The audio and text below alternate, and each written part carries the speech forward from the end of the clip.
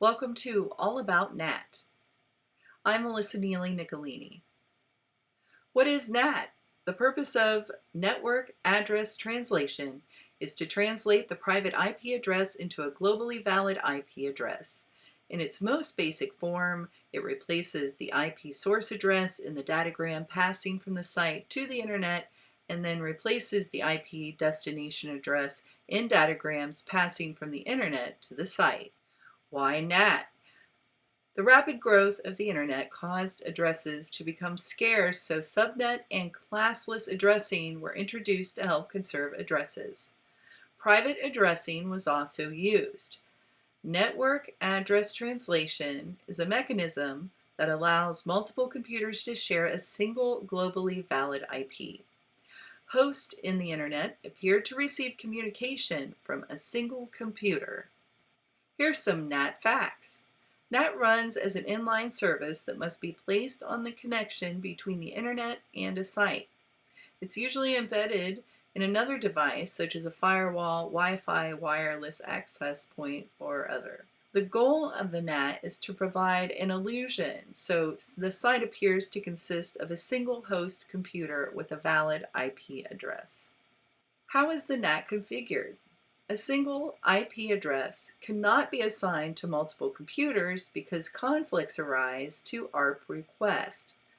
NAT solves the problem by using two types of addresses. NAT device is assigned single globally valid IP address as if it's the host on the internet.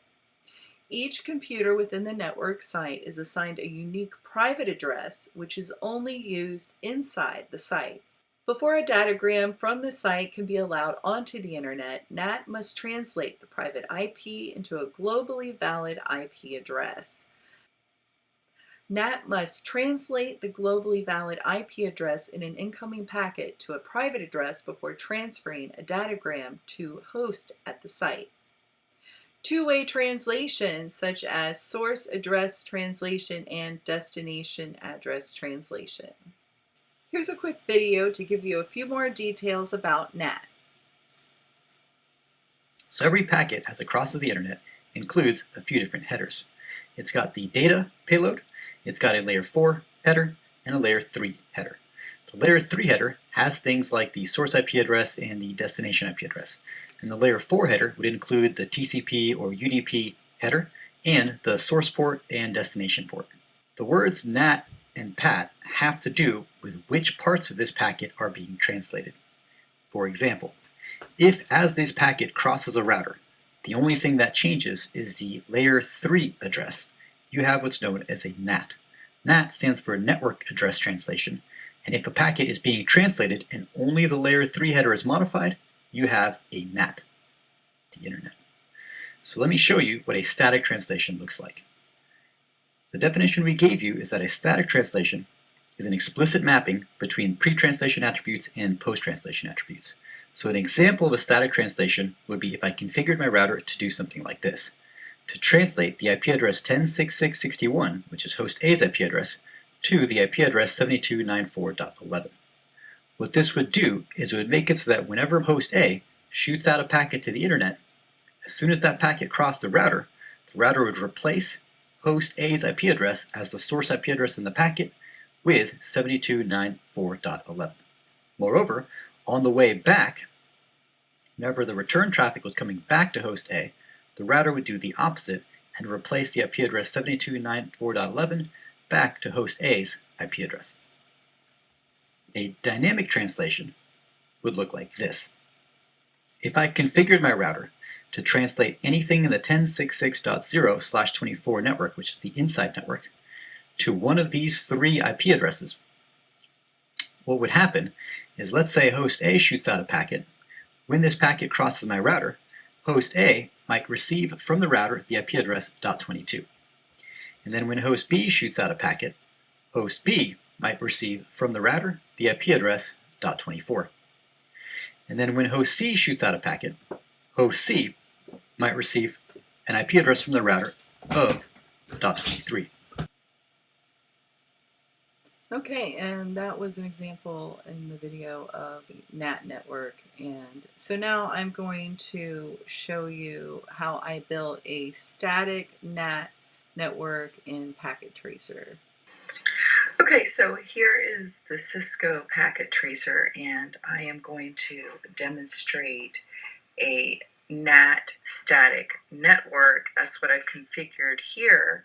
So let's just take a quick look at this. To explain a static NAT configuration, I'll use the Packet Tracer Network Simulator software. So here I've created the network. I have 3 laptops that are connected to a switcher that's connected to a router, which is connected to another router, which is connected to a server. So in this system, I assigned the router numbers and the IP addresses. As you can see here, I have everything listed here. So what I did was configure the static NAT on R1 and R2. On R1, I mapped the inside local IP address 10.0.0.10 with inside global address 50.0.0.10, while on R2, I mapped inside local IP address 192.168.110 with inside global IP address 200.0.0.10. So to test this setup, we're going to click on the laptop 0 and then run our configuration through that. So here you can see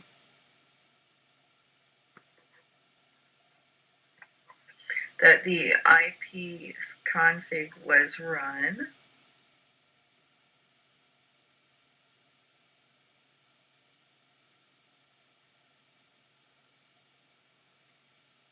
And then also pinging the 200.0.0.10, which is the inside global IP address. And then also pinging the inside local IP address, which obviously is not reachable in a static NAT network. So this shows that we set it up correctly. Here are the resources I used for this presentation: class materials, how to configure a static NAT in Cisco router from the computer networking notes, and NAT versus PAT, static versus dynamic, demystified. Thanks for watching. I'm Melissa Neely Nicolini. I hope you enjoyed it.